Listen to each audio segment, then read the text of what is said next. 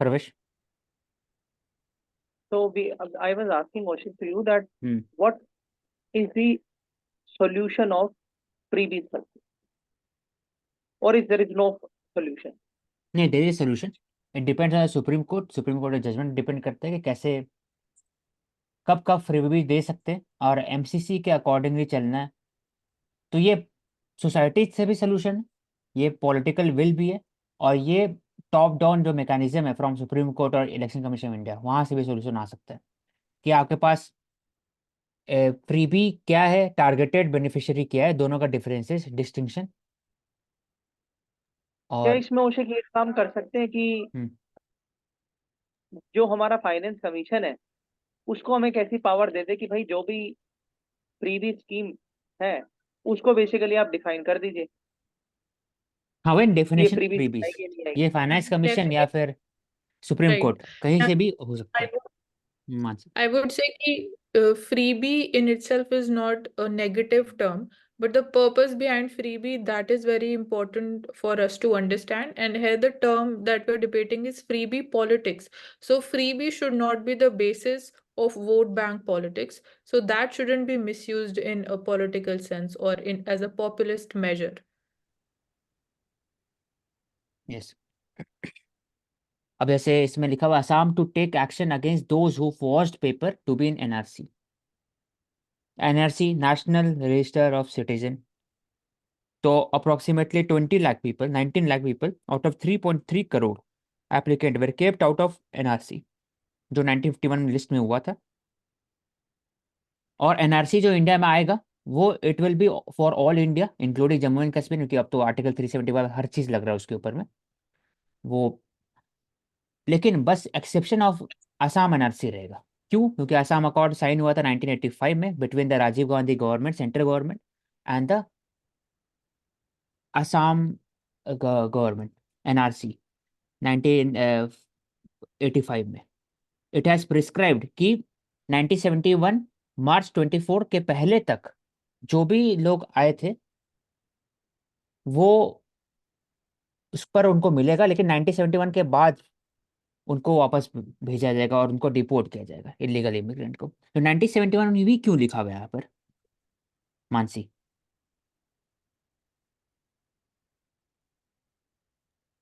What is the question, Ashik? मतलब यहाँ 1985 में साइन हुआ असम अकॉर्ड, तो जो Hmm. डेट दिया है यहाँ पर, तो मार्च 24 1971 नहीं दिया हुआ है, तो ये 19, डेट ही तो। 1971, because after this, we saw huge influx of migrants into India because of the Indo-Bangladesh War of 1971. So that is why this is the reason behind choosing this particular date. So हाँ जो migration हुआ between 1966 and हाँ 1971, although migrants they would be getting all the rights, but who migrated to India after 1971, so they'll not get the voting rights for 10 years. ठीक है। तो बस और एक स्पेसिफिक और एक फैक्ट कि इंडिया का जो अभी हाल फिलहाल हमने बनाया नेवी डे, ठीक है, 10 दिसंबर था। तो जब नेवी डे 10 दिसंबर में है, कराची पोर्ट पे उन्होंने ब्लॉकेड किया, तो जो पहला वीक ऑफ दिसंबर है ना, इसी में वॉर हुआ था, इंडिया और बांग्लादेश वॉर। तो 24 मार्च क्यों दिया यहाँ पर? होना चाहिए तो अभी से होना चाहिए। प्रवेश। नहीं, I'm not clear about 24 मार्च क्यों है फिर पहले। 24 मार्च इसलिए कि 25-26 मार्च में पाकिस्तान आर्मी ने ऑपरेशन सर्च लाइट लॉन्च किया था। It was to curb the democratic spirit of freedom expression in the Bangladesh. तो उन्होंने ऑपरेशन सेटेलाइट के अनुसार इतने लोग डेथ हुए, 3 लाख, और बहुत ज़्यादा लोग डिस्प्लेस हुए ऑपरेशन सेटेलाइट के। तो इसलिए 24 मार्च दिया हुआ है कि उसके 1-2 दिन पहले, एक दिन पहले ऐसे।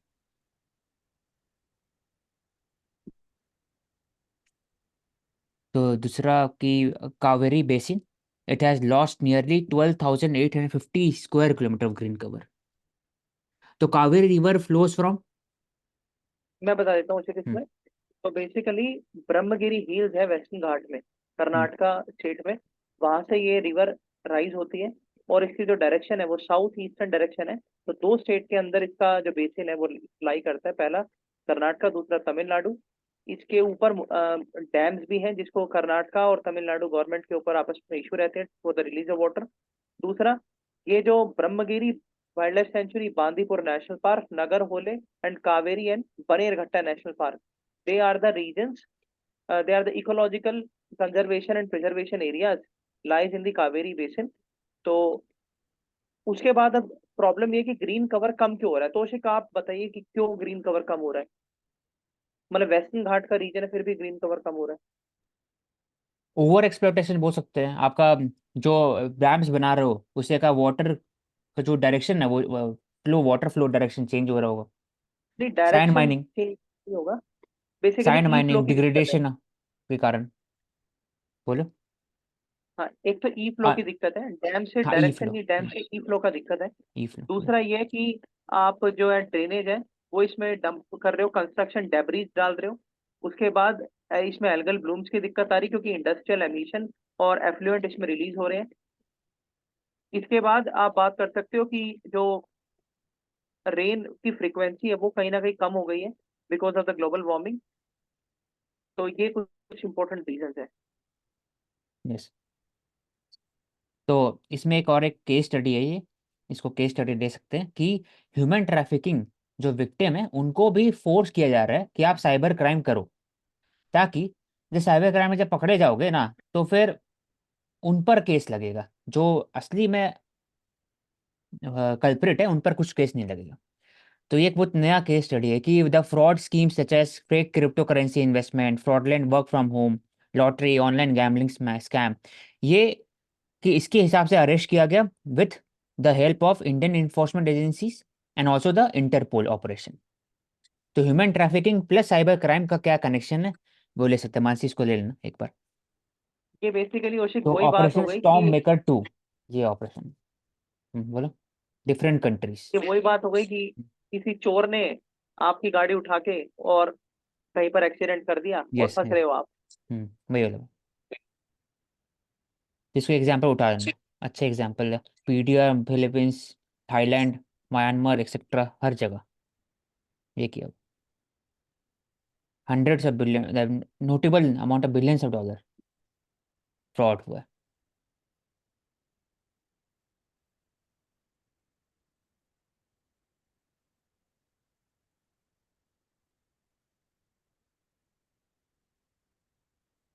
Center rejected fake and fabricated report by US news portal. Intercept जो US based online news है, reported that official order was signed between the Foreign Secretary Vinay Mohan Khator and listed several pro-Khalistani figures, including Hardeep Singh Nijjar, who was killed in an incident in Canada in June 18। तो इसमें India ने बोला Bagchi, mister Bagchi जो हमेशा आते हैं सामने बैठते हैं और प्रेस, वो सेक्रेटरी है, तो वो आंसर करते हैं हर एक चीज़ को।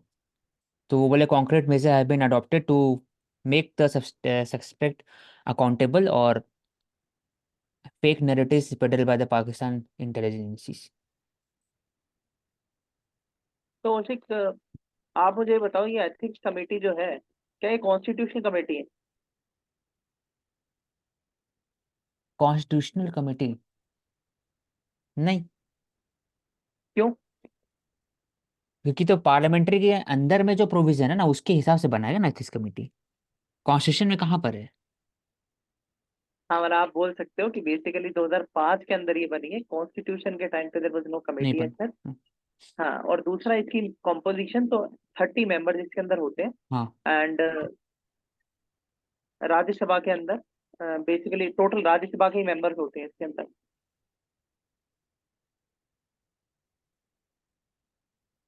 तो अलग अलग कमेटी है ना, लोकसभा के लिए अलग होगा, राज्यसभा के अलग होगा कि। हाँ, अलग अलग। हाँ।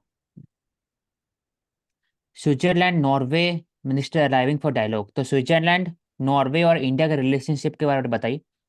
नहीं पता तब भी क्या हो सकता है, कहाँ कहाँ एरियाज पर। तो पहला तो है टूरिज्म। हम्म।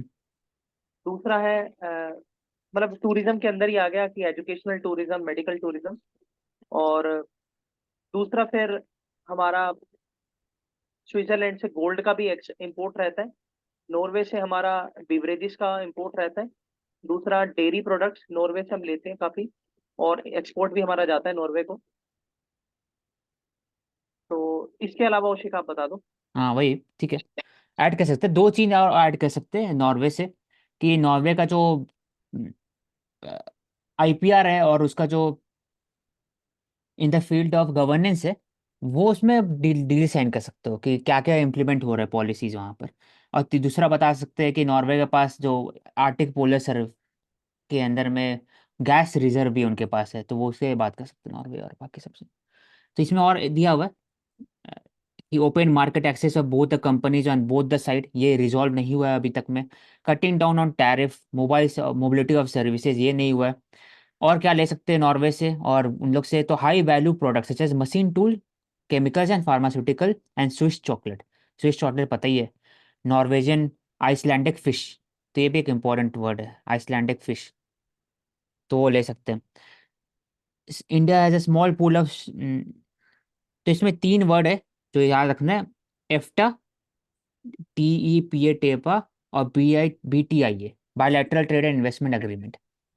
तो बायलैटरल इन्वेस्टमेंट ट्रीटी क्या होता है कि दोनों कंट्री एक दूसरे के अंदर में इन्वेस्ट करेगा, तो there has to be some set of standards कि मैं अगर इन्वेस्ट कर रहा हूँ तो मेरा जो प्रॉपर्टी, मेरा जो इन्वेस्टमेंट है वो सिक्योर रहे। तो हर एक कंट्री चाहेगा कि दूसरे वाले कंट्री का सिक्योर है इन्वेस्टमेंट, ऐसे कोई रूल्स एंड रेगुलेशन लाए नहीं जिसके कारण हार्म हो लॉन्ग टर्म में। तो ये बायलैटरल इन्वेस्टमेंट ट्रीटी होता है आपस में, मानसी। बाकी आप टी पे एफ्टा और एक बार एक्सप्लेन कर दो। एफटीओ तो पता है, फ्री ट्रेड ट्रेड एग्रीमेंट होता है ट्रेड के हिसाब से, तो उससे ऊपर अगर जाता है तो ये एफ्टा हो सकता है, टीईपी हो सकता है, trade and economic partnership. European free trade association and economic partnership agreement, मतलब इनके बीच में एक माइनर डिफरेंस होता है, वो मेरे को लाइक एग्जैक्टली फाइंड आउट करना पड़ेगा, बट सारी चीजें अराउंड ट्रेड ही है, तो इसलिए इनमें कोई एक माइनर डिफरेंस ही मिलेगा। तो सबसे बड़ा आई थिंक इट इज, तो दोनों में सबसे बड़ा कौन सा हुआ, कॉम्प्रिहेंसिव इकोनॉमिक कॉमर्शियल एग्रीमेंट, यहाँ लिखा हुआ है एफटीए फ्री ट्रेड एग्रीमेंट। उसके बाद फिर सी यहाँ पर लिखा हुआ है अग्रीमेंट, कि trade and economic partnership agreement. हाँ ये सब अग्रीमेंट्स है, बट जो एफ्टा है वो एसोसिएशन है, फ्री ट्रेड अच्छा हाँ, एसोसिएशन, तो according to me EFTA would be the higher in the hierarchy. ठीक है। एफ्टा तो एग्रीमेंट होता है ना, अग्री एसोसिएशन मतलब। एसोसिएशन है, इज एफ्टा इज एसोसिएशन। मैंने उसके, उससे इंडिया और एफ्टा के बीच में टेपा हुआ है यहाँ पर, तो कोई जिसे नहीं, उसे ट्रेड एंड देख लेंगे इकोनॉमिक डिटेल पार्टनरशिप, में बात। हाँ एक बार सर्च एग्जैक्टली करना। फाइंड आउट करना। विश्वकर्मा स्कीम, तो ministry of skill development and entrepreneurship के अंदर में विश्वकर्मा स्कीम है। It is talking about the support of the skilled skilling up the artisan and craft people, तो विश्वकर्मा इसलिए। तो दर्जी हो गए या मिस्त्री, सुथर, नाई एक्सेट्रा, उनका स्किलिंग को बढ़ाने के लिए, ताकि उनका वैल्यू एडिशन बढ़ जाए इकोनॉमी में, और उसका जो एक्स्ट्रा जो फंड है, इनकम है, इनकम सोर्स वो बढ़ते जाए।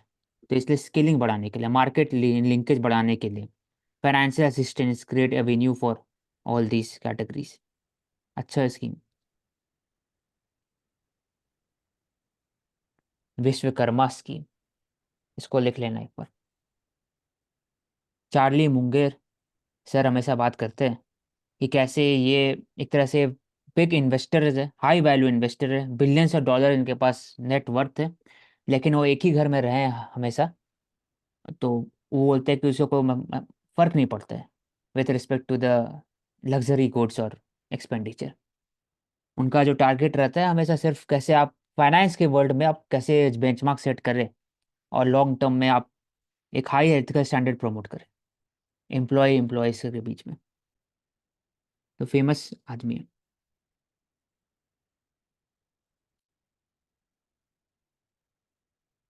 Charlie Munger.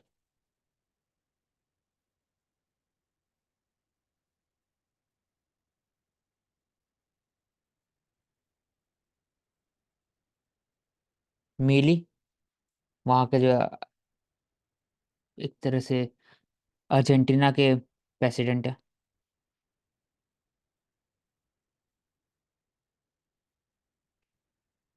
Innovative TPL, tennis premiere league, एक अच्छा है कि अगर हर जगह में प्रीमियर लीग होना ज़रूरी होता है, उससे कंपटीशन बढ़ता है और ब्रांड इमेजिंग बढ़ता है, साथ साथ कंपनी का इन्वेस्टमेंट बढ़ता है एड्स रेवेन्यूज में।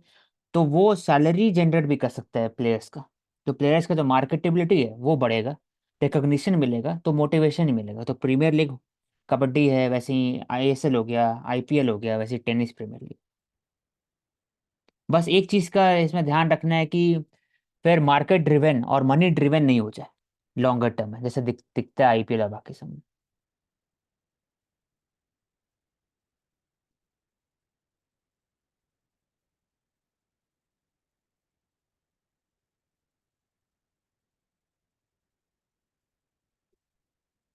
और फ्रैक्टल डायमेंशन क्या है?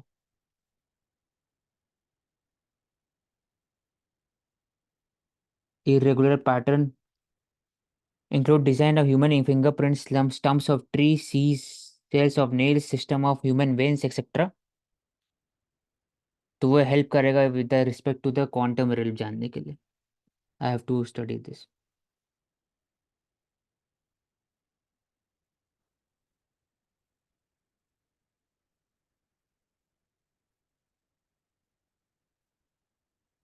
तो फ्लोटिंग फार्म है यहाँ पर नीदरलैंड में।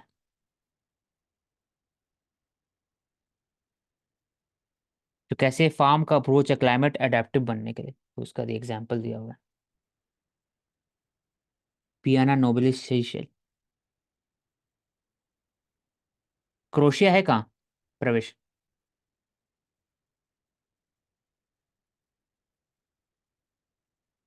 आई थिंक मेडिटेरेनियन सी में। हम्म, ठीक है। बाल्कन एरिया के आसपास में Croatia, Herzegovina, Kosovo, Serbia, etcetera.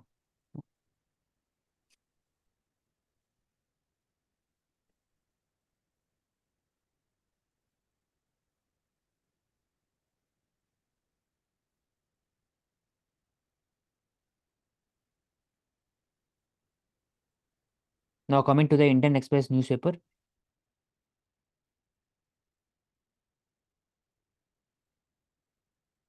China continues water cannon assault on our vessel.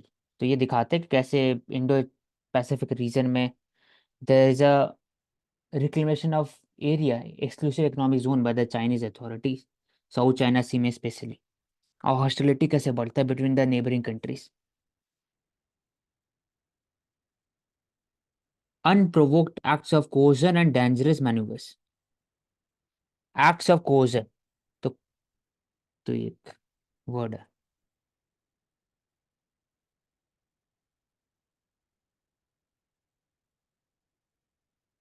आज supreme court verdict on article 370 है, 5 जज बेंच है। कॉन्स्टिट्यूशनल बेंच के बारे में बताओ प्रवेश।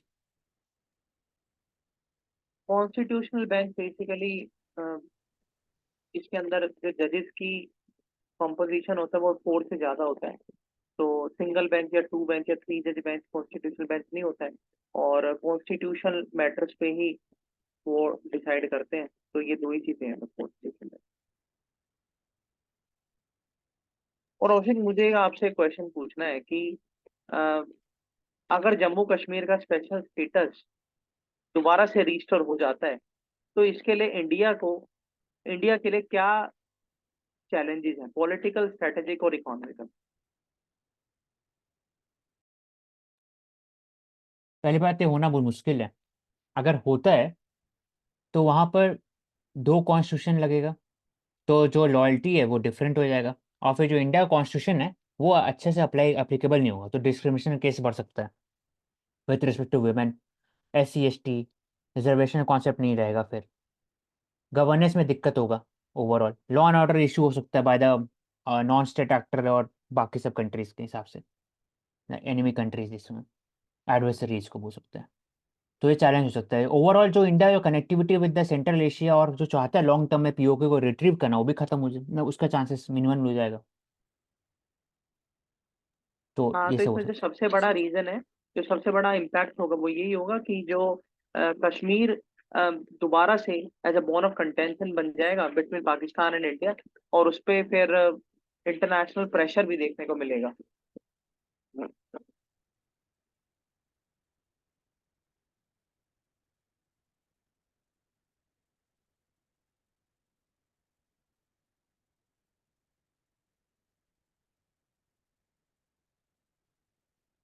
ये करनी सेना क्या है उसे, अगर आप बताओ।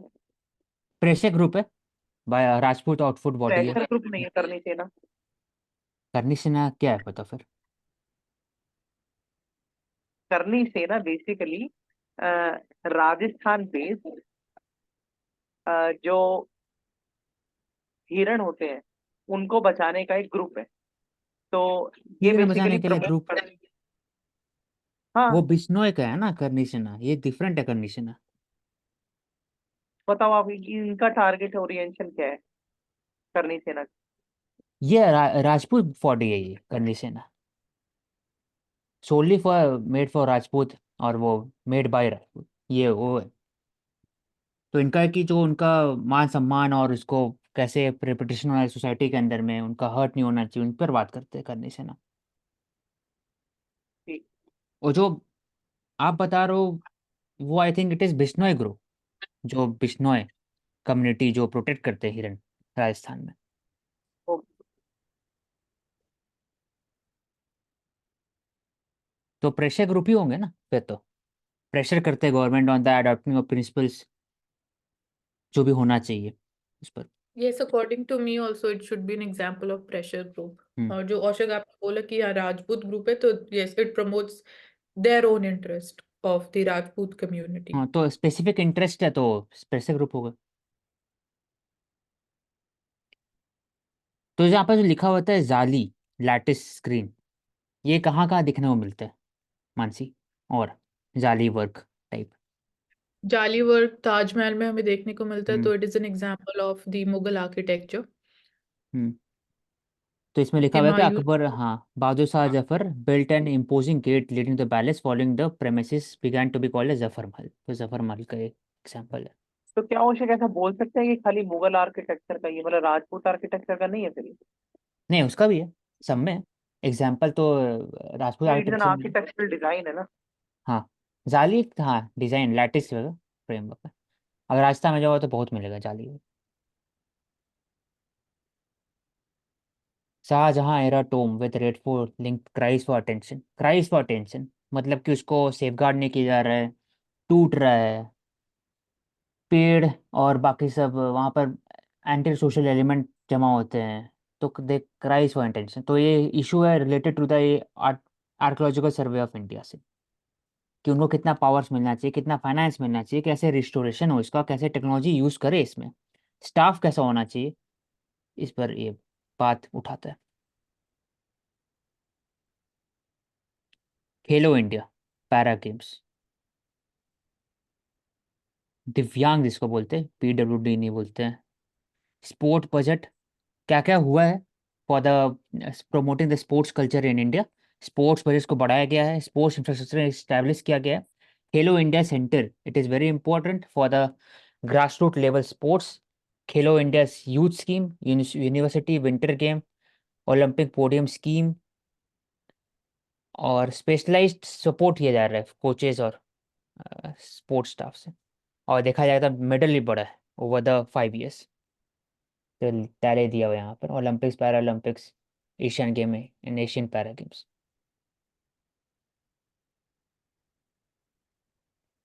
Before the article 370 Jammu Kashmir setup security monitor social media.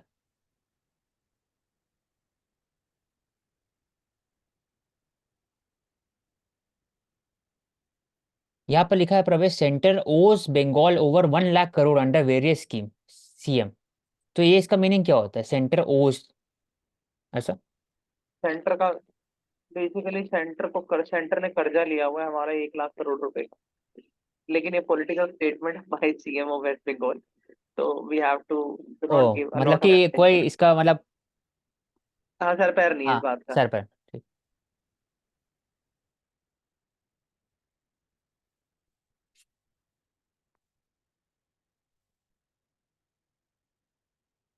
Nation take small step on climate adaptation but little movement on other tough issues. IEA, तो हम लोग बात किए थे कि IEA में डिफरेंस किए IAEA में। तो IEA ये जो होता है इंटरनेशनल एनर्जी, तो एनर्जी से रिलेटेड प्राइसेस और उसको कैसे एक ऑल्टरनेटिव फॉर्म ऑफ एनर्जी को प्रमोट करे, sustainable form of energy promote है लॉन्ग टर्म में।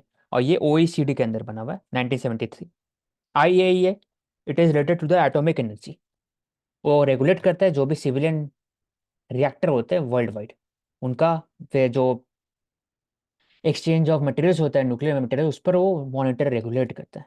तो IAEA डिफरेंट है।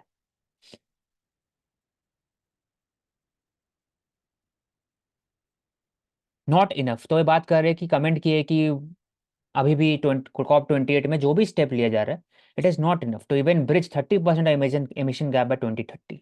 जो भी टारगेट है उसको और करना चाहिए। सो बात हो,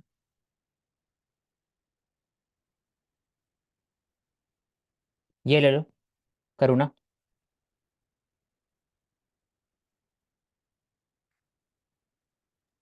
इसमें बेसिकली लिखा है those who have the privilege to know have the duty to act, कि जिनके पास इंफॉर्मेशन होती है उनको उस इंफॉर्मेशन पे एक्ट करना चाहिए। इसमें एग्जांपल हम ले सकते हैं जुडिशरी का, कि वो कैसे वेलफेयरिज्म के लिए काम कर रही है और अपनी ड्यूटी पे एक्ट कर रही है।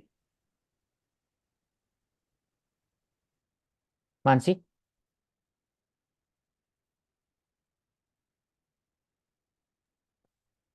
सो यहाँ पे मतलब अवेयरनेस की हम बात कर सकते हैं।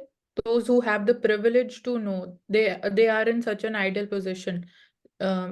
They have the duty to act also. You can't be then ignorant. आप चीजों को ignore नहीं कर सकते. You can't escape or avoid them.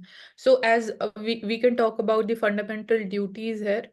So that can be there, and privilege to know example. If I talk about the example, so suppose we are aware about कि financial frauds कैसे होते, तो we have that privilege to know via social media या even newspapers, we have their access, so we again have that duty to promote that also. प्रवेश।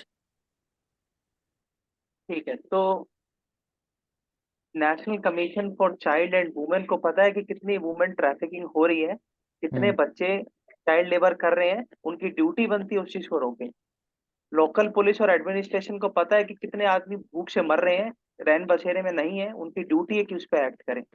International world को पता है कि टेररिज्म की दो डेफिनेशन नहीं हो सकती है, उनको पता है कि एक ही है, उस पर एक्ट करें। क्लाइमेट फाइनेंसिंग में पता है कि कितना एमिशन ट्रू। कहाँ से आ रहा है, सबको पता है, उसको एक्ट करें। तो बस एक मैं ऐड करूंगा इसमें कि जो आपने बोला है सब अलग अलग डायमेंशन हो गया, लेकिन इसका उल्टा डायरेक्शन, कि अगर आप एक्ट नहीं करेंगे तो प्रिविलेज का कोई फायदा नहीं। इससे अच्छा आप नहीं पता हो, क्योंकि इसमें लिखा है ना, those who have privilege to know have the duty to act. अगर पता है तो आप करिए, अगर आप नहीं करेंगे तो प्रिविलेज का क्या फायदा हुआ आपका? तो फिर जान के क्या फायदा हुआ? उसको करना इंपॉर्टेंट है। तो उसका भी एग्जाम्पल लेना जरूरी है कि जहां पर जानने के बावजूद नहीं किया और फिर नुकसान हुआ सबका। प्रवेश। हाँ ट्रू, सही बात। हम्म। तो इसका ले सकते हैं, जैसे आपने डिस्कस किया था, सब्सिडी वर्सेस वेलफेयर, वेलफेयरिज्म है कि सब्सिडी है, तो ये डिफाइन होना ज़रूरी है।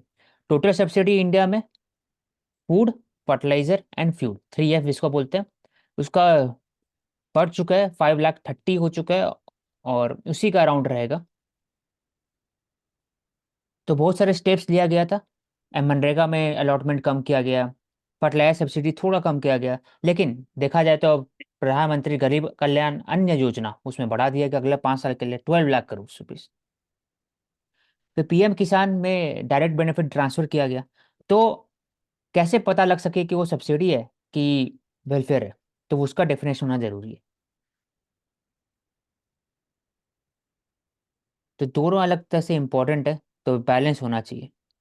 लिखा हुआ है कि voters want benefit that are immediate, उसको लगता है कि लॉन्ग टर्म में तो प्रॉमिस पूरा हो नहीं सकता है, तो कम से कम शॉर्ट टर्म में मुझे कैश तो मिल जाएगा। लेकिन टैंजेबल रोड और जो इंफ्रास्ट्रक्चर होता है वो अधिकतर एस्पिरेशन क्लास को फायदा होता है, और वो डिमांड ज़्यादा करते हैं कि, तो इस पे दोनों को गवर्नमेंट को थिंक करना चाहिए। It is more than just a physical problem, सिर्फ फिजिकल प्रॉब्लम नहीं, it is a mind set और it is a behaviour.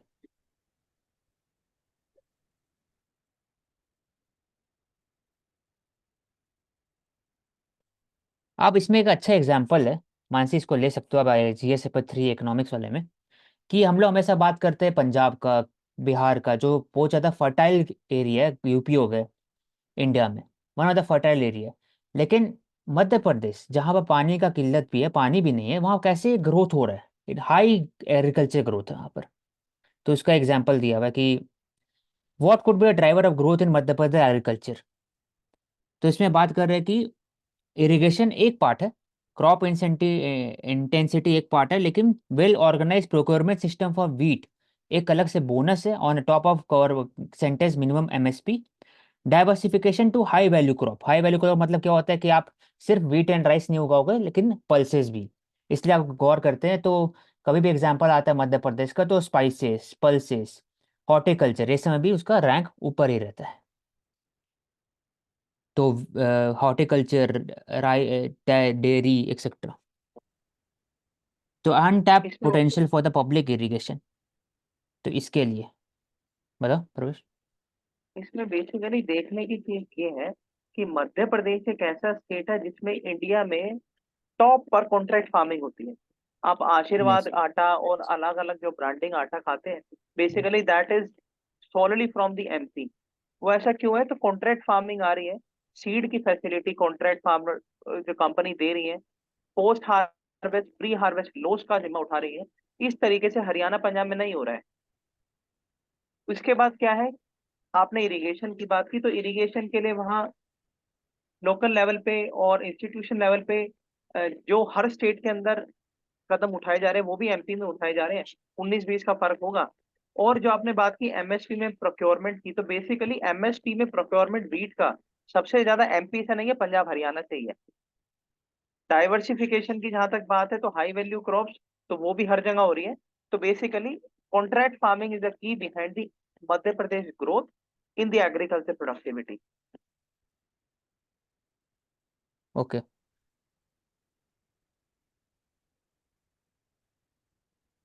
COP28 must resolve impasses on the fossil fuel, ये बात कर रहे हैं। ग्लोबल स्टॉक टेक का बात हुआ यहाँ पर। Goals of Paris act pact, fossil fuel phase out, Glasgow का बात हुआ था, इसमें इंडिया बात किया था फेज डाउन करने के लिए। ऐसा कुछ नया नहीं है इन दिस वन। ये अच्छा दिया हुआ है उसे कि नमो ड्रोन दीदी स्कीम। हाँ, इसमें ड्रोन चलाने के लिए बात कर रहे हैं, 15,000 सेल्फ हेल्प ग्रुप को दिया जाएगा। विकसित भारत संकल्प यात्रा, इसमें कटिंग एज टेक्नोलॉजी बताया जाएगा, एग्रीकल्चर प्रोडक्टिविटी बढ़ सकता है ड्रोन से। आप नैनो यूरिया, नैनो डीएपी, तो नैनो यूरिया और नॉर्मल यूरिया में क्या फ़र्क है ये डिस्कस किए थे कि अब डायरेक्टली नैनो यूरिया होता है वो प्लांट में एब्जॉर्प्शन हो जाता है थ्रू द लिव्स, ज़रूरत नहीं होता आपको मिट्टी में डालने का। लेकिन यूरिया ज़्यादा से ज़्यादा मिट्टी में डालते हो तो उससे सॉइल लीचिंग होता है, फर्टिलिटी लॉस होता है, उस नैनो यूरिया में कम होता है। नैनो यूरिया पोर्टेबल होता है, नॉर्मल यूरिया ज़्यादा यूज़ होना करना पड़ता है। तो यूज़, पोर्टेबिलिटी, अफेक्टिविटी, प्रोडक्टिविटी और अफोर्डेबल, इसके लिए नैनो यूरिया अच्छा होता है। तो वो जब ड्रोन मिलेगा तो पता लग सकता है कितना असेसमेंट किया जा सकता है, पेस्ट कितना यूज़ कर रहे हैं, पेस्टिसाइड कितना यूज़ कर रहे हैं, पेस्ट कहाँ कहाँ पर है, कहाँ कहाँ फर्टिलिटी कितना है, सब चीज़ एसेस कर सकते हो। तो इसलिए ड्रोन इज़ वेरी इंपॉर्टेंट। और ये एग्जांपल है टेक्नोलॉजी एग्रीकल्चर का, ये एग्जांपल है टेक्नोलॉजी एम्पावरमेंट का। तो किसान ड्रोन इसलिए रेवोल्यूनाइज कर सकता है लॉन्ग टर्म में। तो उसी की जो नैनो यूरिया और नैनो डीएपी आपने बताया कि ये मतलब फर्टिगेशन का पार्ट हुआ ना, मतलब लिक्विड फॉर्म में ड्रोन से हाँ छिड़क देंगे। हाँ, मतलब डब्बा में रहेगा, जैसे नहीं शैम्पू का बॉटल होता है उसमें रहेगा हाँ। Nano urea. आप उसको क्या करना है कि उसको आप नैनो यूरिया थोड़ा सा रहेगा, आप उसको पानी मिलाइए। दो ऐसे घर में जब साफ होता है ना फ्लोर, तब आप इतना कंसनट्रेटेड होता है ना, उसको पानी मिलाते हैं या फिर पानी डाल देते हैं, स्प्रे कर देते हैं, फिर आप पोछा लगाते हो, जो होता ठीक है है, ना और थोड़ा लाइजोल किसी यूरिया और डीएपी के अंदर बाकी आप से। डिफरेंशिएट कर दो। डीएपी अलग अलग प्रकार का, यूरिया सिर्फ हमारा फर्टिलाइजर सिर्फ एक प्रकार का नहीं है इंडिया में, इंडिया में हर टाइप का है on the basis of NPK value, nitrogen phosphate और एनपीके पोटेशियम। तो डीएपी हो गया डाई अमोनियम फॉस्फेट, वो डिफरेंट है। तो डाई अमोनियम फॉस्फेट, तो फॉस्फेट इसमें सबसे ज़्यादा मिलेगा। अगर अमोनियम मिलेगा NH3 से, अमोनियम कंपाउंड जो नाइट्रिफिकेशन होता है उसमें हेल्प होगा। यूरिया में एनपीके वैल्यू होता है, तो हर एक का अलग अलग परसेंटेज है, किसी में एन ज़्यादा है, किसी में के ज़्यादा है। तो हो सकता है ना कोई सॉइल में डीएपी जरूरत हो, फॉस्फोरस का कमी हो सॉइल में, तो फॉस्फोरस डालेंगे, डीएपी डालेंगे। कोई हो सकता है सॉइल ऐसा होगा, सॉइल होगा जिसमें नाइट्रोजन कमी होगा, तो नाइट्रोजन डालेंगे। तो अभी क्या होता है कि आप हर जगह सेम ही चीज डाल रहे होंगे, पैसा कम लगता है और आपको सब्सिडी मिला है। तो क्या होता है जब जिसके पास नाइट्रोजन जिसका कमी है, वहां पर आप फॉस्फोरस भी डाल रहे हो, आप फिर अमोनियम में डाल रहे हो तो उससे फर्टिलिटी कम हो जाएगा लॉन्ग टर्म में, लीचिंग होगा। इसलिए यहाँ इसमें दिया हुआ है कि नैनो हर एक होना चाहिए, ताकि जो चीज़ कम है वही मैं डालूंगा इसमें, उसी की बात हो रहा है। तो प्राइस वोटालिटी भी कम हो सकता है फर्टिलाइजर का लॉन्ग टर्म में। तो फिर ड्रोन के कारण एक अपॉर्चुनिटी क्रिएट होगा लॉजिस्टिक में, विमेन पायलट, जो ड्रोन पायलट होता है, मैकेनिक, स्पेयर पार्ट डीलर्स, ये सब का बढ़ोतरी होगा। तो nano drone scheme game changer रहेगा एक तरह से। प्रधानमंत्री कृषि समृद्धि केंद्र, जो बताया जाएगा एग्रीकल्चर सर्विस देता है, ऐसे कृषि विज्ञान केंद्र है वैसे ये भी फॉर द किसान दीदीज। तो एक कितना अच्छा एग्जाम्पल इसको ले लेना चाहिए। Transparency in decision making can help build public trust in judiciary, strengthen the basic structure doctrine। तो एनजेएसी जजमेंट हो गया विद रिस्पेक्ट टू कि ये लो प्रवेश।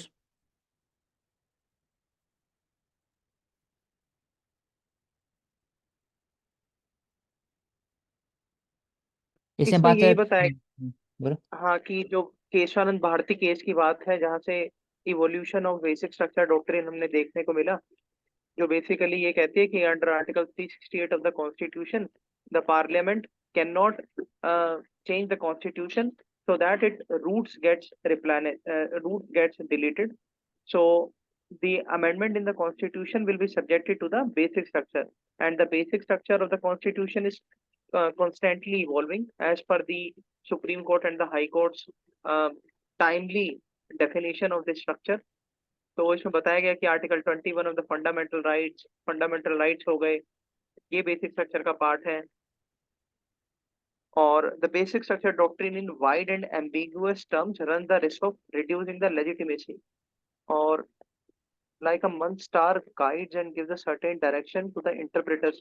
तो इसमें ये भी बताया गया कि बेसिक स्ट्रक्चर डॉक्ट्रिन जो है वो बेसिकली जुडिशरी को डायरेक्शन देती है कि किस तरीके से कॉन्स्टिट्यूशन का इंटरप्रिटेशन करना है, और बेसिकली कॉन्स्टिट्यूशन को किस तरीके से इम्प्लीमेंट करना है और करवाना है by the executive and the parliament.